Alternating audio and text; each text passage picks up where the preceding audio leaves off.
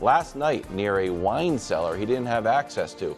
An elite group of analysts, experts, and people who remember when, oh my, was the cat's meow catchphrases. Fought and toiled and burned the midnight oil to deliver the best segment in all of sports. It's an honor and a privilege. It's time for, it's not just 4 teams, right? A full edition of Nick's Tears. Indeed it is, Kevin Wildes. Backed by popular demand, the entire league. Love it. This is costly, by the way. For what? Why? Because the committee, I have the committee on retainer. Yeah. And they don't expect a full-blown meeting this time of year. They're like, okay, it'll be real quick. It'll be a Zoom. But now it's 32 teams. A lot of things happening. So Figures the committee checks out during playoffs. It's just more, it's like, it's a group text when it's playoff time typically. But now, once again, I had to have everyone at the house. My wife's not even in town hall to do.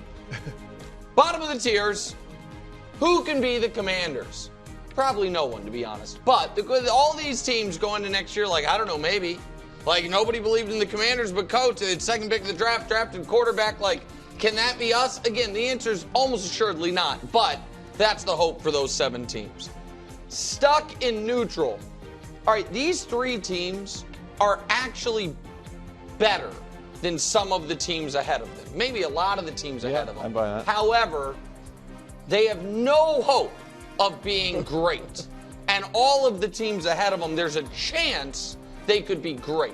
These teams are we know what the floor is, we know what the ceiling is. They're not going to be god-awful, they're not going to be great.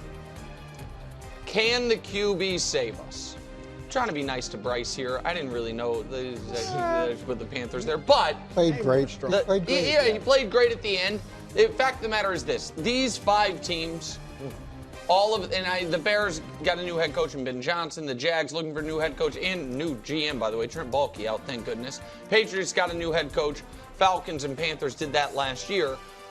And I understand it's not just the quarterback, but for the fans this offseason, everything the team does is going to be under the guise of supporting the quarterback. Except for Atlanta, maybe, that's okay, we probably also need a few defensive players. But all the other teams, how can we support the quarterback? Outlier or sign of things to come? Wow. That's the question for the Niners and the Cowboys. Was this year about injuries and, bad luck and things snowballed? Or was there, under this iteration of the team, their Super Bowl or Super Bowl-ish for the Cowboys window, was this the year it closed? And now they're more like a 6, 7, 8 win team than they are 11, 12, 13 win team. That's the question that we're going to determine next year, how we look at the 2024 season for those 2 teams, both of whom, were greatly disappointed this season. Now where I thought we were. One side of the ball. So the Bucs and Bengals have outstanding offenses and defenses you simply cannot trust, which is odd for the Bucs with Todd Bowles. It's a personnel issue more than a coaching issue. For the Steelers, both sides of the ball fell apart by the end of the year, but you trust the defensive side of the ball. Offensively, we don't know who their quarterback is. The only offensive player that was a real playmaker, reports out of Pittsburgh he's on the trading block, George Pickens. Who could have seen that coming? Seems like such a pleasant guy to have in the locker room. And so you got to figure out those other sides of the ball. Wildes, you might hate this one. Just letting you know. Superhero or civilian? That's the question for these 4 teams. Not bad. None of these 4 teams have good enough rosters to compete for a championship with a civilian at quarterback.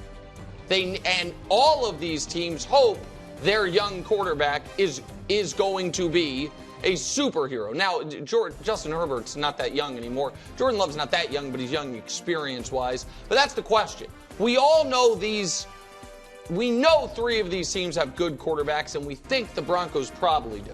We need to see a little more from Bo Nix. But the question is, do they have that force multiplier coach is always talking about? That's what will determine their ceiling for next year. Off-season of regret. I feel like this Vikings and Rams team might be the best team either one of these organizations have for a bit of time. I don't know if Stafford's staying in LA.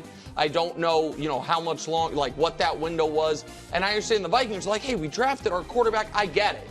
But you won 14 games. You were playing for the 1 seed, the final regular season game of the year, and for neither of these teams to make the conference championship, for the Vikings to play their 2 worst games, the final 2 games of the year, for the Rams to be right there in Philly and then have back-to-back fumbles by their running back and their quarterback and then not be able to quite pull off the comeback, I wonder if there's just going to be a bit of that sour taste in their mouth throughout the offseason.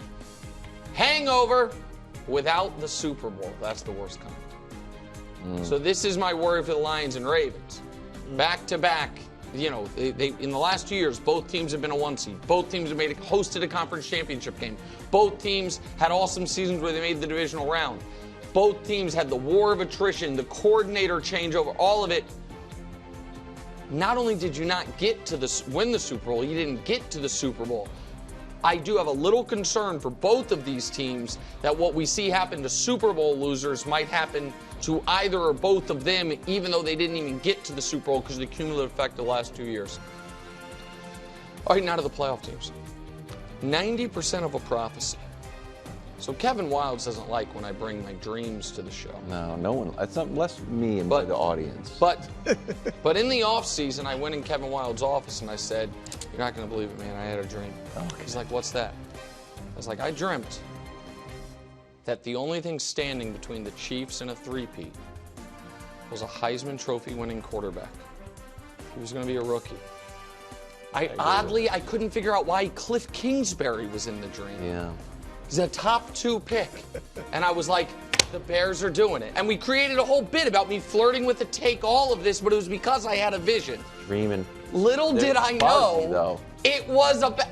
Cliff wasn't the college coach, he was the offensive coordinator. The Heisman Trophy wasn't 2022, it was 2023. Yeah. It wasn't the number 1 pick, it was the number 2 pick. But the prophecy, I was right there, right. KW. You were right. I agree with that. Revisionist. Classic, too. Oh, my God. Constant chaos I'm not and buying wins. I don't know what to tell Yeah. you, Philly. You win a lot of games. There's a lot of upheaval. There's a lot of noise around the team. Either it's A.J. Brown talking about passing, it's Book of the Month, it's Nick Sirianni being like, what's the absolute dumbest thing I can do right now and get away with? All of it. But you win. You're a game away from the Super Bowl. Jim Kelly or Peyton Manning? That's a question for Josh Allen this week. Jim Kelly lost 4 straight Super Bowls famously. This would be his 4th straight loss to Patrick Mahomes or Peyton Manning, who was never going to beat the Patriots, couldn't beat the Patriots until he did beat the Patriots and finally won his first Super Bowl. And then, last but not least, literally driving people insane. Otherwise smart people are just now truly peddling the conspiracy that the NFL, which is actually, it's not like a cabal, an organization, it's 32 owners. That the other 31 are like, fellas, we're rigging it for Kansas City again. And Cal McNair in Houston's like, really? I got to do that? They're like, yeah, man, we're doing it. You haven't seen these Taylor Swift and Caitlin Clark numbers yet. So it's just making otherwise smart people so dumb.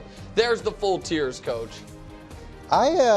This is one of my favorite tiers that you've made. Wow. I actually enjoy it. Now, there's things, obviously, that I have a problem with. I think that Baltimore's in better shape than Detroit. I think that the Chargers are in better shape than Minnesota. They've got not the Chargers, but the Rams are in better shape than Minnesota. They've got a pretty young roster. I know that they got to figure things out at quarterback. I think the Washington story that you made up is ridiculous. He was never on Mahomes Mountain. Caleb was there every week.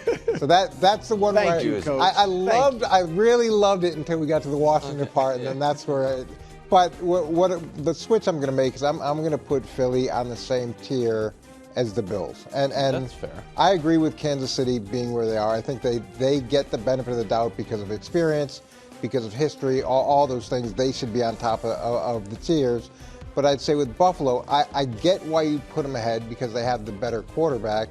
But I think collectively, what Philly has in terms of the defense, the running game, and the rest of the team offsets the edge that Buffalo has at quarterback. So my minor tweak would be put those two teams on the same level and the other things that I talked about. But overall, well, thank nice you, Coach. job. My rebuttal would simply be the Bills were, and maybe they shouldn't have been. The Bills have been number 2 on these tiers for quite some time. And dating back to the game, going into the Chiefs game, I went back and rewatched that clip today when you and Brew just crushed me. Like, the Bills, you're just doing this because you're fake believing in the Bills. I remember the whole thing. But I thought this past weekend. I'm glad weekend, he can really nail concrete moments yes. like that, but forgets his Washington days. No, it was a dream, Coach. You'd never wake up from a dream and be like, what was that? Yeah. I thought the Bills, and I think, Brew, you'll agree with me here, were more impressive than Philly this past weekend. And so they were already ahead of them. This weekend, but and so I thought they were facing the tougher opponent, and I thought, were more impressive, even though the game technically was closer. But go ahead, Brew. Look, the names, you always nail the names. The order, and see, he does that because the order's always messed up, but the names fit. Well, that's not me. I'm like, well, the names fit really well. So I think Coach has done to the Texans what you did to the Bears and the Eagles. He's dropped them like a bad habit. Oh. So, and I might be. We'll see where I go next year. But the CJ Stroud guy. I'm the Stroud guy. You're not the Jaden guy. That's him. And I had Jaden. Well, you're not really the Stroud guy either. I mean, I'm the one person that did. Well, you dumped him, I think. Yeah. And I had Jaden on my MVP ballot, and y'all looked at me like I was a numbskull. 12. We did that once a week. He was and 2 straight weeks. He was 5th. And everybody thought I was great. You had T.J. Watt on there. I literally picked him. Picked him as MVP. He had him at his ballot 18 weeks into the season. Here we go. The Texans, I'm switching the Texans and the Vikings. All right? Because the Texans got strong at the end of the year. I know it was a tough year for them in the regular season, but their last, couple of games, they really look good. Or, they obviously, to blow out the Chargers, 32-12, that was impressive. CJ played much better. I thought they played the Chiefs a lot tougher than I expected. Got sacked 8 times. Yeah, but I mean, it was a decent game. It was a good game. And look at CJ. CJ had a rough year, sophomore slump, but stepped it up in the biggest games. Much better in the playoffs. Everything improved except the touchdown percentage, but the interceptions, passer rating, everything else, he was good. And then conversely, the Vikings, mainly because of Sam Darnold, but he went pumpkin mode, and CJ didn't. So I think the Texans, Nick, I think that loss to the Chiefs, which was a good experience for them, young team, defense is young. I think they're going to be a load next year because that defense is. Well, listen, the defense has guys. The defense has 2 great edge rushers, 2 great corners. The defense is legit. This isn't so much about being anti-Texans. I just want to defend the Vikings for a moment. I would agree with you, Brew, if I thought Darnold was their quarterback next year. He's not going to be. It's going to be JJ. And again, I wasn't high on JJ coming out of college. They obviously were. We'll see. But that, to me, the fact that Kevin O'Connell, to his credit, and that team got a 14-win season with a dynamic offense out of Sam Darnold. Now, maybe Darnold just unlocks something in year 8 or year 7, whatever it is. Or maybe he's going to go somewhere else next year and go right back to being Sam Darnold, and it's just about the offense and the system. So, and they're not going to lose Flores. We thought they might lose Flores. It looks like no one's going to hire him again, and so that bodes well for them. So Can I say one thing about the Texans to refute Brew? Sure. If this loss was good for them, I think that you would we've got to get better next year. We're going to attack this offseason. We know what we did wrong, and we have to go after it. That's what I wanted to hear in the postgame. Instead, I heard the coach and 2 players blaming the refs. I don't think that is what you love in a postgame press conference. But Kevin, last offseason, no one went more all in than the Texans. They got a 1,000-yard rusher, a 1,000-yard receiver, and a guy with 15 sacks. I mean, they went pretty all in. And I think they lost 2 dynamic receivers during the course of the season. The receiver loss doesn't bode well to me because Tank, I think, might be out for all of next year, sadly. And who knows about Diggs? I mean, Diggs is an aging receiver. They need to get another receiver. I'm not saying that they're necessarily going to come back. I'm just saying to lose that type of firepower, it's pretty rough. And I think their growth will come from experience. Okay. No, that's not upset alert. You're about to call yourself Punk Sonny Phil of football. Well, I could tell a look in your eye. You forgot what we were doing. no, I didn't, because I'm really not doing tiers. I'm breaking the format. God dog it. Talk about the Patriots. God dog it. Well, full story. Josh McDaniels was hired while I was commuting to Grand Central. And you know what's big on social media, Brew? Instant reactions. God dog it. So as soon as Vrabel was hired, Gianna texted me and said, hey, give it an instant reaction. And Remember you when butchered that one? I sent it to her? And you not posting. I'm like, sure, she's busy. She comes in today, she said, yeah, I didn't post it. It wasn't any good. True story. I'm like, it's supposed to be an instant reaction. She's like, no, it wasn't any good. I didn't post it. And then I put in the top of the rundown. As leader of the show, everyone's usually, I don't get to run the whole show, but really it's like, it's like a wedding. If you put in a song request, we'll get to it at some point in the 2-hour show. I said, hey, I'd like to talk about Vrabel. Hub's like, no, we're going to talk about the Chiefs 5 times. Nobody wants to talk about the Patriots. Well, I tricked you. I put the Patriots in here. Quick on the Patriots, and then I want Coach's take on it. Why I want the Patriots up? Not only do we have the number 4 pick, the gap on, we're like, we got the most money. The gap between the Raiders, who are at 2, and the 8th team, who I don't know who they are, is $30 million. The gap between us and the Raiders is $30 million. Yeah, it's we got $60 million between us and the number 8 team. So we are way ahead. It's like for the the salary Jalen Hurts cap. pass yard chart I showed. The gap's massive. The gap between is 1 and 2. Yeah, the gap is huge. And now we have our offensive coordinator, defensive coordinator, and Vrabel's back. So, Coach, I just briefly wanted to hear, because people would ask me, like, what do you think about Josh McDaniels? Like, I kind of think that he wants to be a head coach. But I do like the continuity of Vrabel and Coach Williams on the defensive coordinator. So I just want to hear your take on Josh McDaniels, since Hubs and Gianna didn't want to do it. Who's the last first-round draft pick they had at quarterback before Drake? Mac Jones? Mac Jones. How did Mac Jones do his rookie Well, year? in Pro Bowl.